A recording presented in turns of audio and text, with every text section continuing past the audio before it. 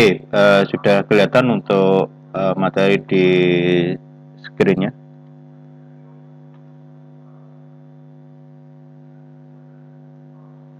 Sudah, Pak.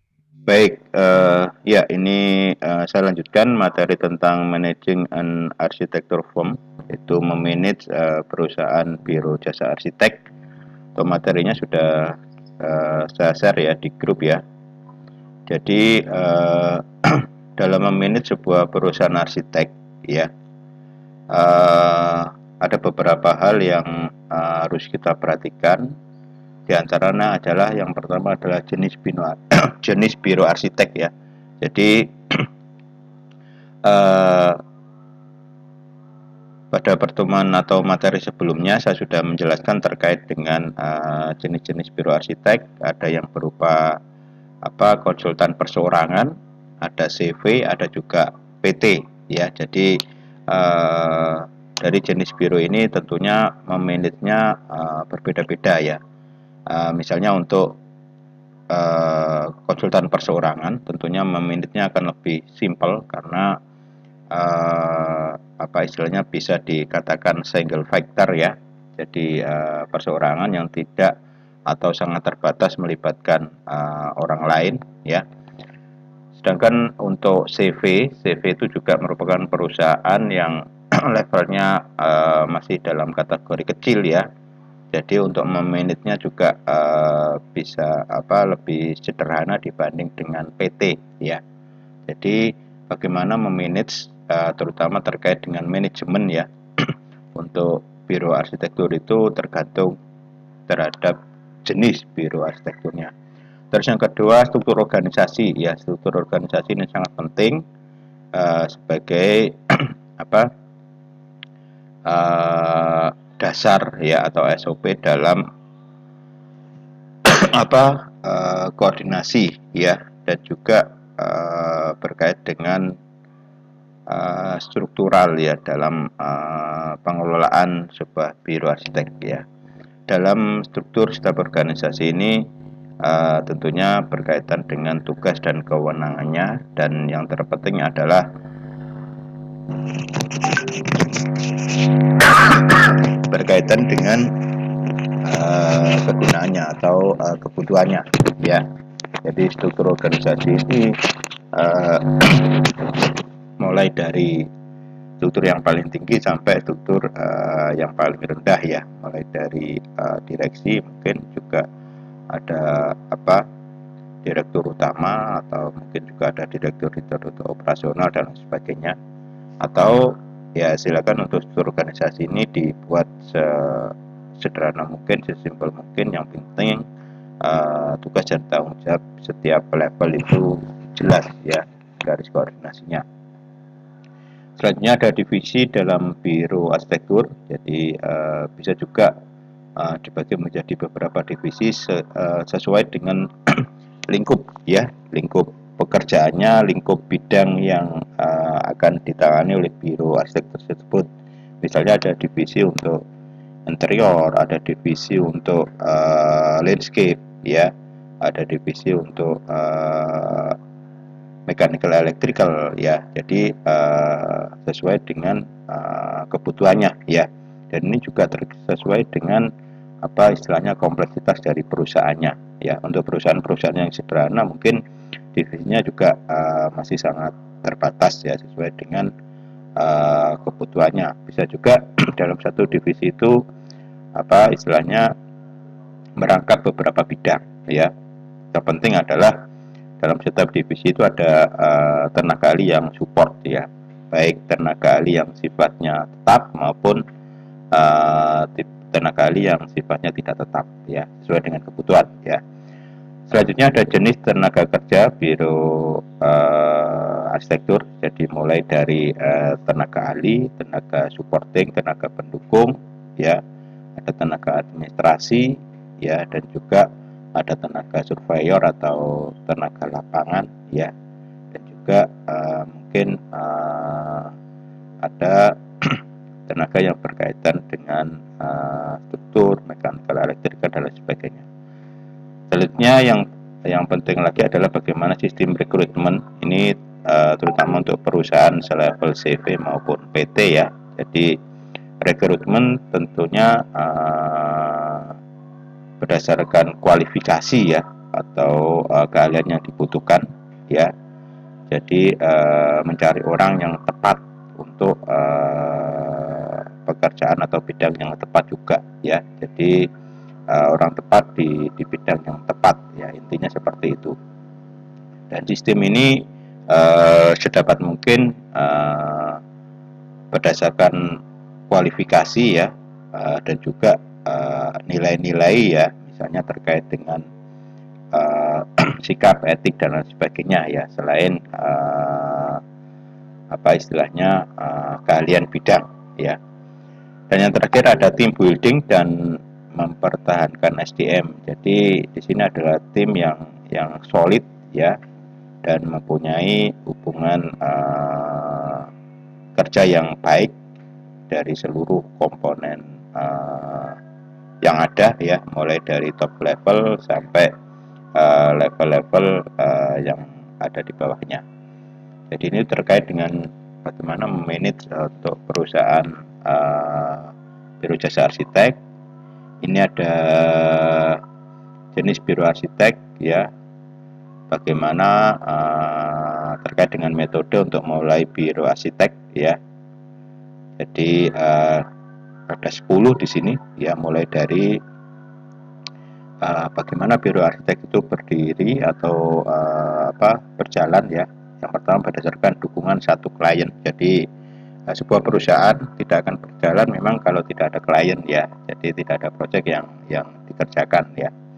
Terus yang kedua bisa juga proyek keluarga ya. Bisa juga apa istilahnya pengajaran, atau di sini adalah edukasi ya.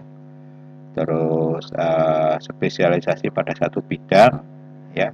Kemampuan marketing, nah ini sangat penting ya, marketing ya.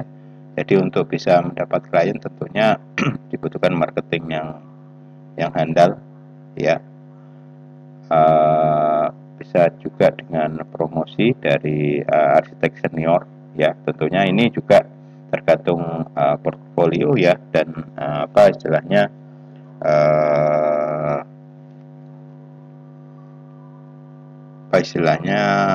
kualifikasi dan prestasi lah yang mungkin Anda pernah buat ya, termasuk karya-karya tentunya ya, sehingga arsitek senior ini bisa merekomendasi. Terus rekomendasi dari arsitek tempat awal bekerja juga bisa ya. Bisa juga dari spin off atau pecahan rekanan. Mungkin Anda dulu bergabung dalam satu biro terus Anda berdiri sendiri ya, itu juga bisa. Dibangun dengan mengambil alih kepemimpinan ini bisa juga misalnya ada rebuild ya, atau membangun kembali sebuah biro arsitek ya. Atau dan yang ke-10 di sini adalah memulai dari awal ya. Jadi ini bisa kita mulai dari skup yang kecil ya. Ini jenis biro arsitek based on desain teknologi. Jadi diharapkan istilahnya sebuah biro arsitek itu ada kekuatan delivery ya. Jadi kecepatan dalam istilahnya merespon ya. Jadi berkaitan dengan biaya, waktu ya, mutu, biaya, waktu ya. Jadi ini adalah bagaimana bisa dengan cepat untuk mendeliver ya, atau mempunyai kekuatan dalam mendeliver. Terus strong service, jadi full service berkaitan dengan pelayanan. Terus strong ide, mempunyai ide-ide yang unik dan inovatif ya. Jadi ini kekuatan ya dalam menjalankan jasa arsitek ya. Jadi bagaimana merespon klien ya, berkaitan dengan istilahnya biaya dan juga waktu biasanya ya, dalam juga mutu ya. Terus service yang full service, cost, quality, time. Jadi berkaitan dengan biaya atau harga, terus kualitas dan juga waktu. Ya, dan yang terakhir mempunyai kekuatan di ide ya, di ide yang menarik, yang unik ya, dan juga inovatif ya. Ini jenis biro arsitek ya, berdasarkan dari based on organizational value ya. Jadi mengutamakan praktek arsitektur, menghasilkan karya yang terbaik, terus mengutamakan profit ya. Nah, kalau bisa keduanya ini di combine ya. Jadi profit juga dapat ya, tapi juga tidak mengabaikan nilai-nilai arsitektur ya. Jadi idealisme arsitektur jalan ya, profit juga bisa tercapai ya. Ini untuk struktur organisasi dan divisi dalam biro arsitek ya. Jadi ada eksekutor, akuntan, marketing ya, desainer, arsitek sendiri untuk divisi perencanaan, ada divisi untuk hukum legal formal ya, ada untuk administrasi umum. Jadi ini secara umum ya. Jadi bisa juga sesuai dengan kebutuhan lah ya. Ini sistem rekrutmen ya, bisa juga outsourcing ya, pegawai tidak tepat, dan ada pegawai tetap ya. Jadi untuk yang lagi awal merancang itu mungkin ini bisa dipakai. Jadi tidak harus merekrut banyak orang ya sebagai tenaga tetap ya, tapi mungkin ada beberapa yang sebagai leader yang untuk sebagai pegawai tetap, yang lainnya sistemnya kontrak project biasanya ya, sesuai dengan kebutuhan ya. Ini tipe rekrutmen ya. Jika menjalankan strong ide tadi, maka lebih banyak merekrut asisten atau junior arsitek ya. Jika menjalankan untuk strong service, ini memang harus merekrut banyak tenaga yang kompeten di semua divisi ya. Jika menjalankan strong delivery, maka lebih banyak merekrut drafter ya. Jadi untuk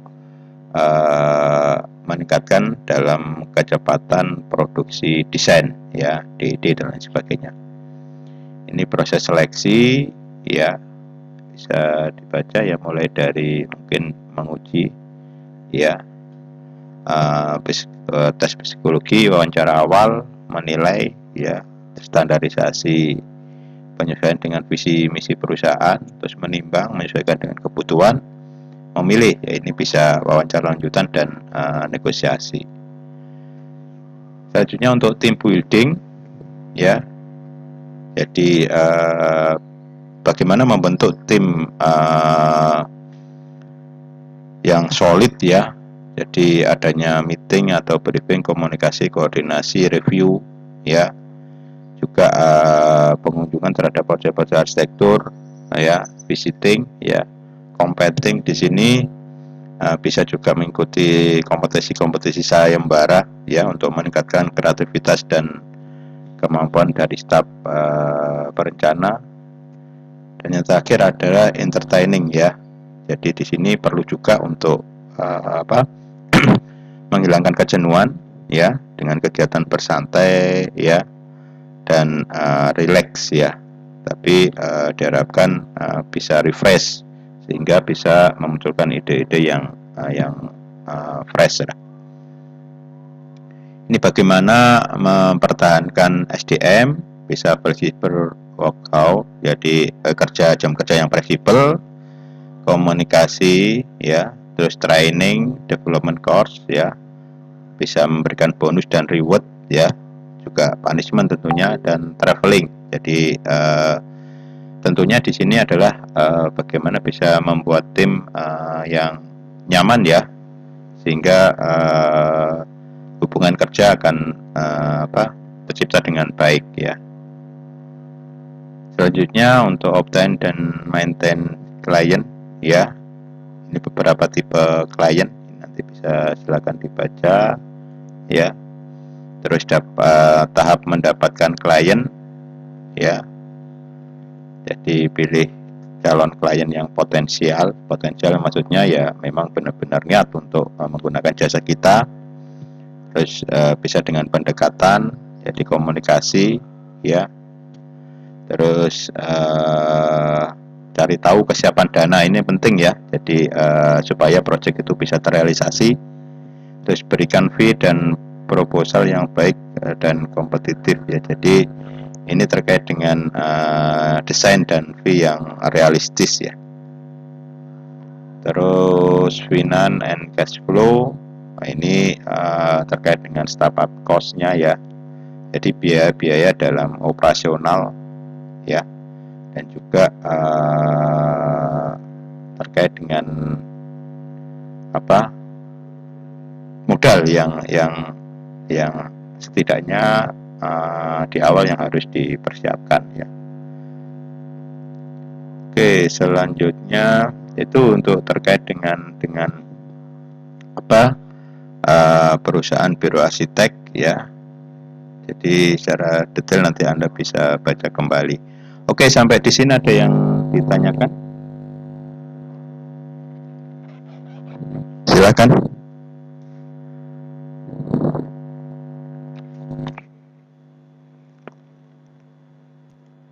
Saya belum ada, Pak. Oke, ya. Selanjutnya saya akan langsung memberikan materi terkait dengan marketing plan ya. Jadi dalam bisnis bidang jasa arsitektur ini atau sebenarnya pada bisnis apapun ya, marketing itu merupakan bagian yang sangat penting ya, karena jalan tidaknya sebuah perusahaan itu ya tergantung proyeknya ya, tergantung proyeknya. Dan untuk biro jasa arsitek ini istilahnya merupakan juga di bidang jasa ya, pelayanan ya, sehingga marketingnya juga cukup unik ya. Oke, sudah kelihatan untuk share screen saya? Sudah.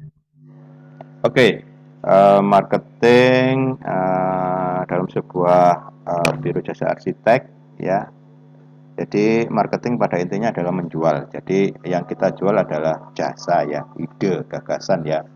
Produknya berupa jasa, terutama ide, gagasan. Jadi bukan berupa real barang ya, dalam artian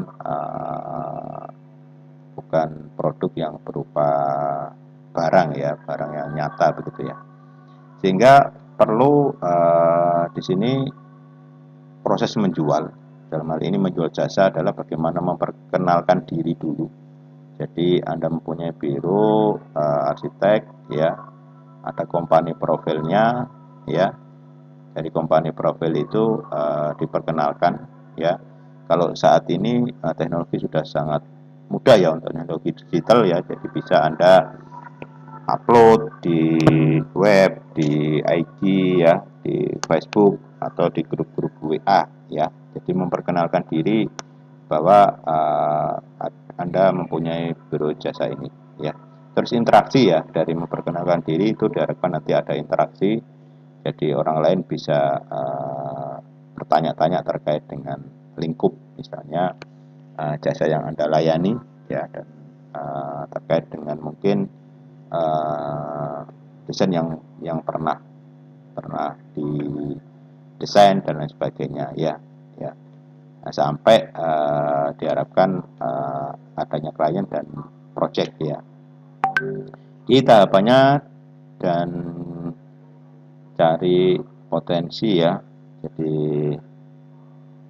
kenali dan cari potensi. Jadi tahapannya pertama kenali dan cari potensi, terus target marketing dan klien, terus persiapan finansial, dan yang terakhir adalah branding ya. Branding di sini adalah bahwa Anda harus punya semacam tagline gitu ya. Jadi Anda biro jasa yang seperti apa gitu ya. Jadi ada branding, bisa terkait dengan yang tadi ada strong delivery, terus terkait dengan strong service atau strong ide ya.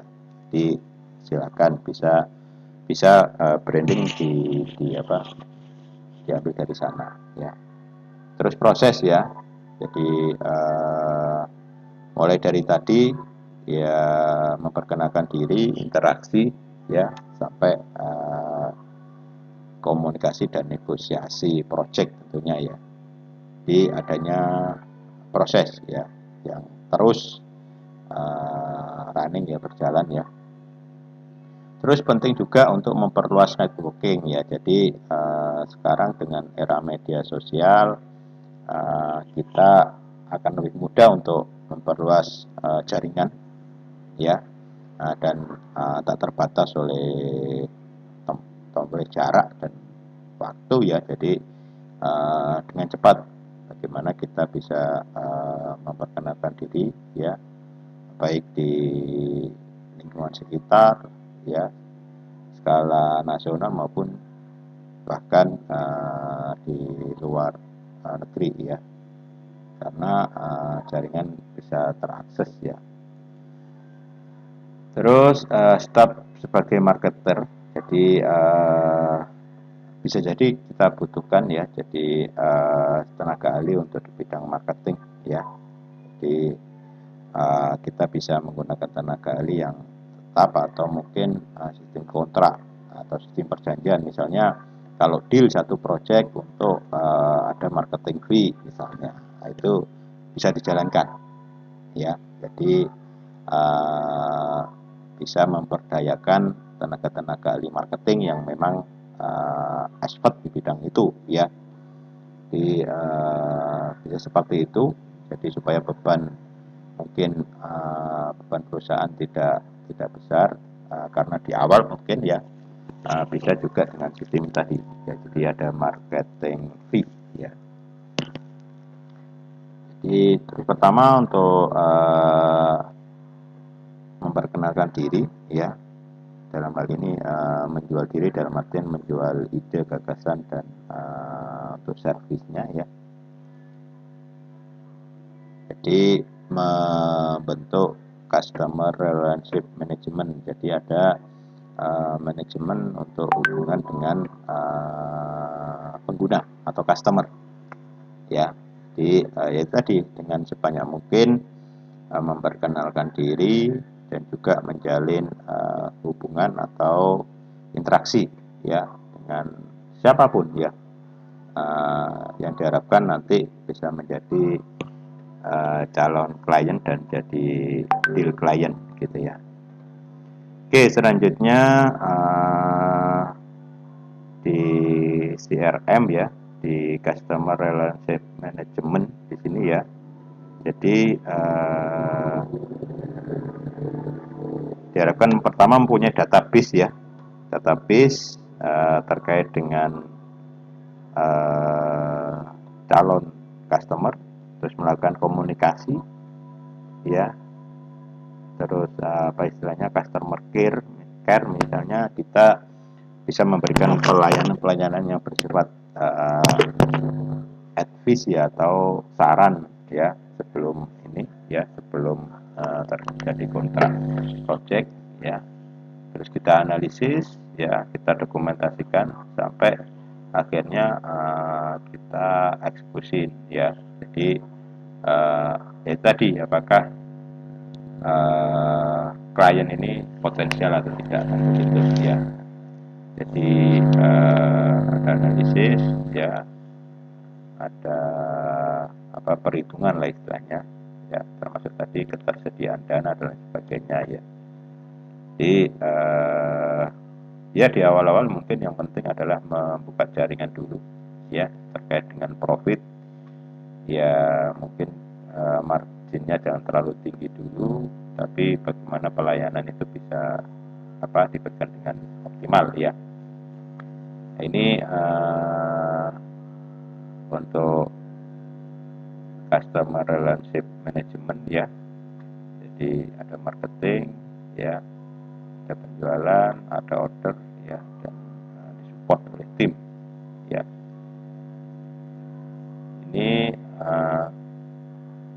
marketing tools juga ya. Jadi kita membutuhkan alat untuk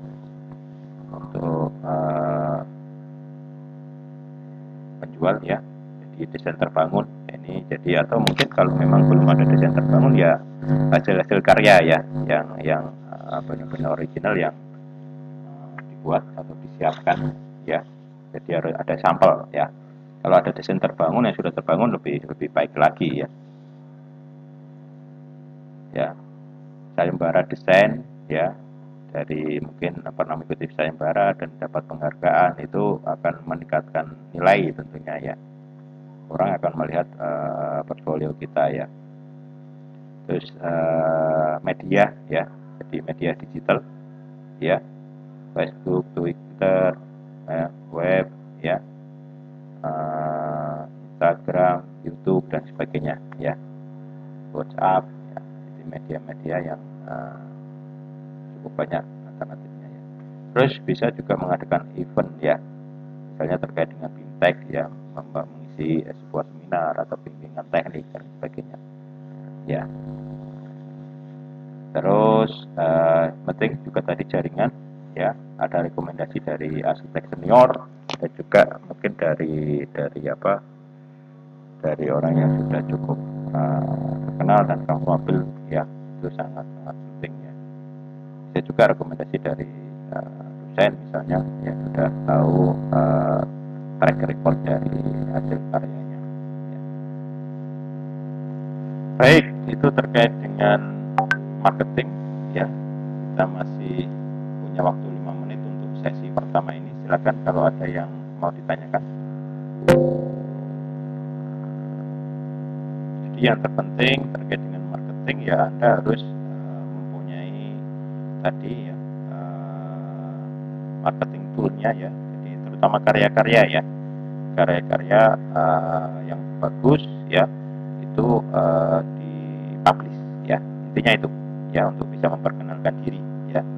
Jadi selain company profil perusahaan, juga hasil karya ya, itu sangat penting. Meskipun katakanlah itu belum real dibangun, masih ide gagasan atau mungkin hasil-hasil pemikiran berupa ide gagasan juga bisa. Silakan, ada yang ditanyakan di sesi 1 ini?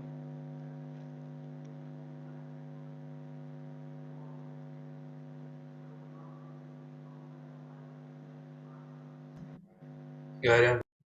Ya, silakan. Tidak ada. Oh, belum ada.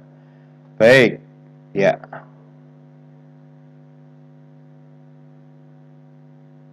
Oke. Kalau belum ada, kita stop dulu untuk sesi 1. Silakan nanti bergabung lagi, tapi saya harapkan setelah ini saya mau bahas terkait dengan progres ya. Jadi insya Allah 5 menit lagi ya, silakan Anda bergabung kembali ya. Saya end dulu.